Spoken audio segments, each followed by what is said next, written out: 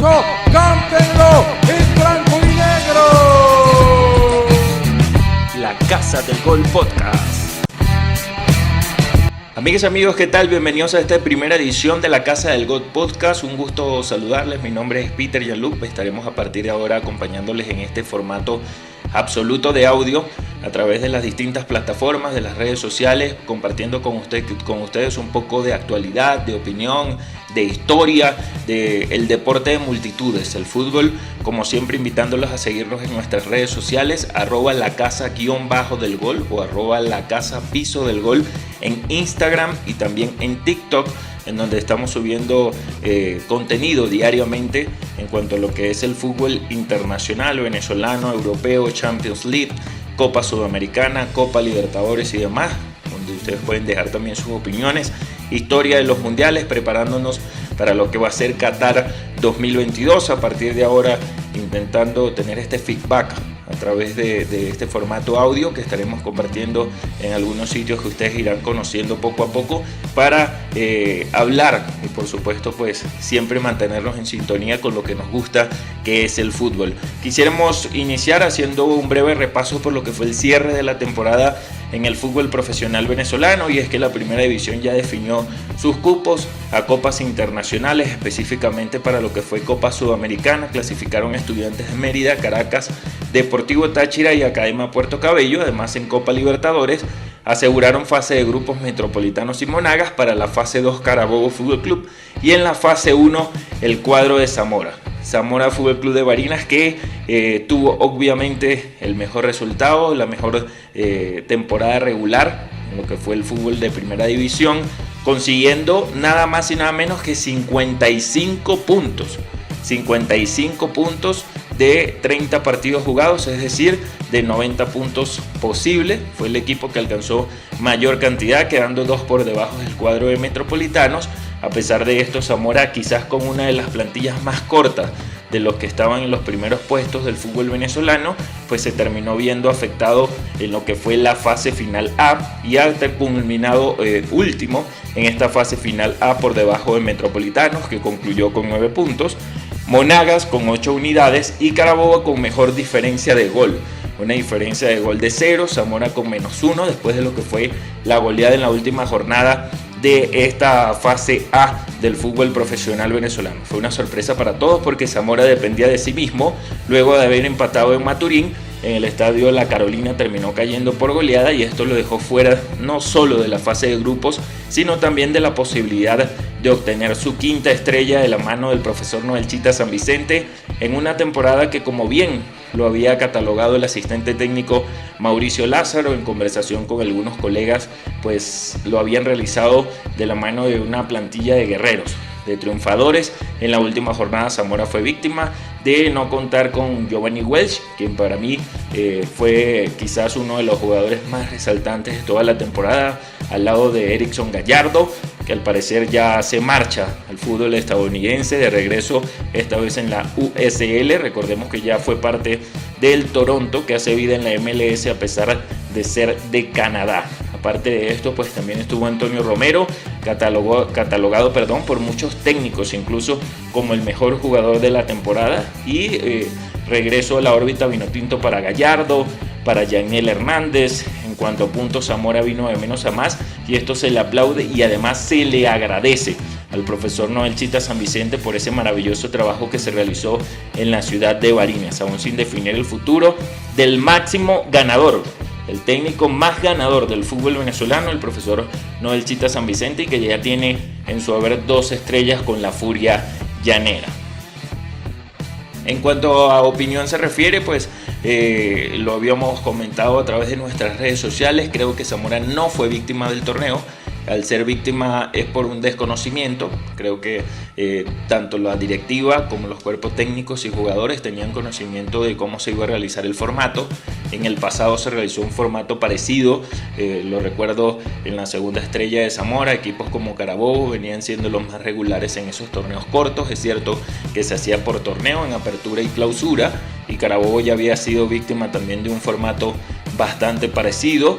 y ahora pues fue el turno de Zamora, que no supo cómo reponerse en esta fase final, y pues por ahora se quedará con lo que va a ser el regreso a Copa Libertadores después de un par de años fuera de competencias internacionales, algo que también es súper positivo para la escuadra de Barinas y todas sus opciones, todas sus aspiraciones a futuro con lo que va a ser o con lo que es este cuadro de la Furia Llanera.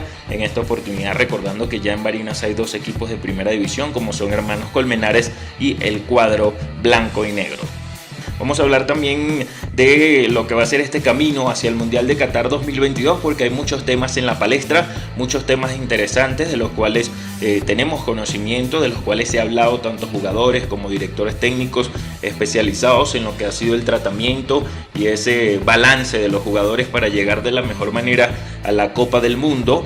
Recordando que ya hay lesiones confirmadas de jugadores que no estarán presentes con sus selecciones, como el caso de N'Golo Kanté, de Paul Pogba, Diogo Jota, Diego Carlos de Brasil, el Tecatico Corona en México, y así muchos otros jugadores que por el momento están en duda, siendo el caso de Richarlison uno de los más sonados, porque él en la salida de aquel partido con su equipo, con el Tottenham, pues comentaba de que aún no sabía si iba a estar presente en la cita, de que había sufrido una lesión bastante parecida, y pues por ahora parece que sí va a llegar el delantero de la selección de Brasil, ese cuadro de Tite que definitivamente es uno de los favoritos a ganar el Mundial de Qatar 2022. Es importante recordar siempre que se está jugando en Europa a un ritmo mucho más apremiado, miércoles domingo constantemente, para cumplir con competencias internacionales. Antes del puntapié inicial el próximo 20 de noviembre en Qatar ya se tendrá definida la fase de grupos de UEFA Champions League,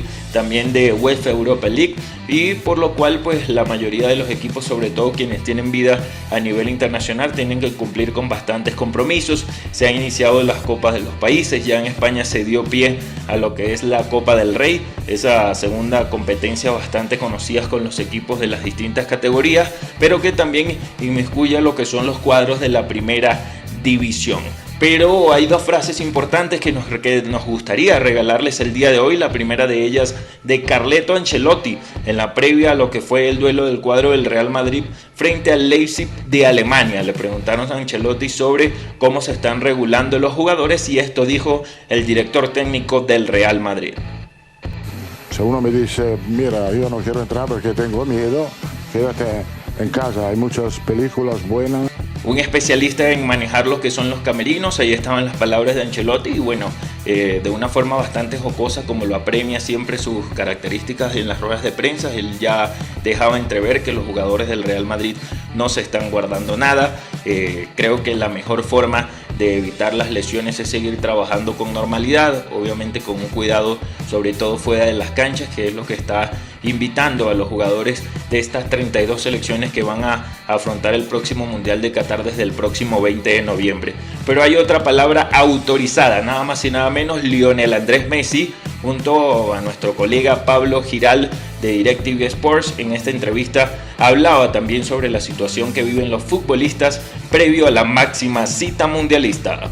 Es un mundial diferente, al jugarse en una época diferente a las anteriores, y estamos tan cerquita que cualquier mínima cosa que te pueda pasar te puede dejar afuera. Sí, pero también pienso que salir a jugar pensando en eso puede ser contradictorio también, y lo mejor es actuar con normalidad como siempre, jugar, y esa es la mejor manera de estar bien. Recordemos que Argentina tiene actualmente jugadores que están entre comillas para lo que va a ser el próximo Mundial de Qatar, que están en duda, siendo el caso de Paulo Dybala, siendo el caso de Angelito Di María, dos de los más apremiantes para la escuadra de Lionel Scaloni.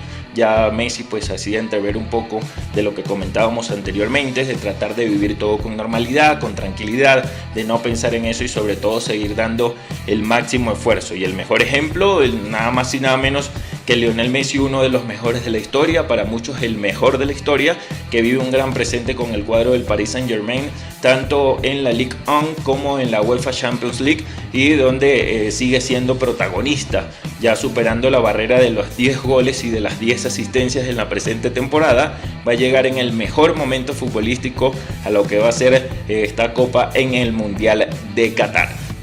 Para cerrar todas las ediciones de la Casa del Gol estaremos preparando una sección especial en la cual vamos a hablar un poco de historia del fútbol, de algunos detalles que se manejan alrededor del balompié a nivel mundial, tanto en Venezuela como en Europa, en América, en cualquier parte donde se grite, donde obtengamos nuevamente esta euforia por disfrutar junto a nuestras fanaticadas. Y hoy vamos a hablar sobre las 10 curiosidades importantes de cara al Mundial de Qatar 2022. No olvides seguirnos en nuestras redes sociales como @lacasa_del-gol o @lacasa_del-gol en TikTok e Instagram para mantenerte informado de lo que van a ser las próximas ediciones de tu podcast La Casa del Gol. 10 curiosidades del Mundial de Qatar. Número 1. El diario inglés The Sun afirma que la Federación Inglesa entregó a las esposas de los futbolistas una lista de prevenciones curiosas que deben tomar en cuenta al ingresar a Qatar, entre los que se hace alusión a la vestimenta. Según remarca el medio británico, se pide a las mujeres que por favor se vistan con modestia, sin minifaldas ni hombros al descubierto, ya que en este país son muy comunes las multas y la acción judicial. Número 2. Esta edición será la primera que se juegue en el otoño del hemisferio norte, debido a que en junio y julio, los meses habituales de la realización, las temperaturas del país árabe llegaban a los 50 grados, por lo que sería imposible soportar una competencia de fútbol tan masiva. Número 3. Por primera vez en la historia de las Copas del Mundo, las 32 selecciones participantes tendrán la oportunidad de llevar 26 jugadores, sumando 4 cupos más a la plantilla habitual. Con una prelista entregada antes del 21 de octubre, sin límite de futbolistas, los entrenadores tendrán hasta el 16 de noviembre para confirmar los jugadores citados a Qatar. Número 4.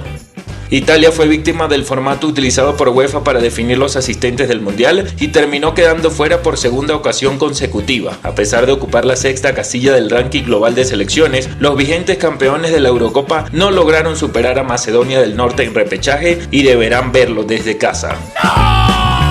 Número 5.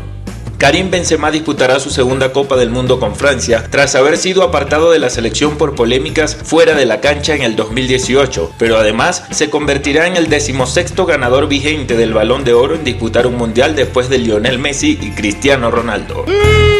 Número 6.